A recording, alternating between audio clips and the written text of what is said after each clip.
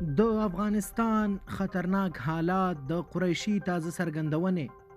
قریشي وایي د افغانستان د خطرناک وضعیت پر وړاندې ټول مسؤل یو. دا چې څنګه په ویډیو کې وګورئ.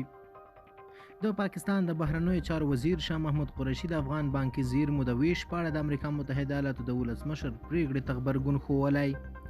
نوموړی دا وایي چې د افغانستان وضعیت خطرناک دی. امریکا باید کنګل شوي بانکي زیرمې ور وګرځوي او اجازه ورکړي چې د شته ستونزو په حل کې ترې ګټه واخیستل شي.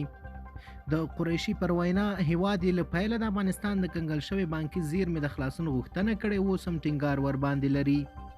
پاکستاني وزیر وایي چې په افغانستان کې وضعیت جدي دی او دا ټول زموږ مسؤلیت دی چې مقابل کې ونډه واخلو او افغانانو سره مرسته وکړو. نوموړی په داسې مهال د افغانستان د بشري ناورین په حل کې د بانکي زیرمو د استفادې خبره کوي چې پرون د افغانستان پخواني ولسمشر حامد کرزي د کنګل شوي بانکي زیرمې د بشپړ خلاصون افغانستان ته د لیږد د غوښتنې ترڅنګ له طالبانو وغوښتل چې یادې پیسې محفوظې وساتي او په هیڅ برخه کې ونه لګوي.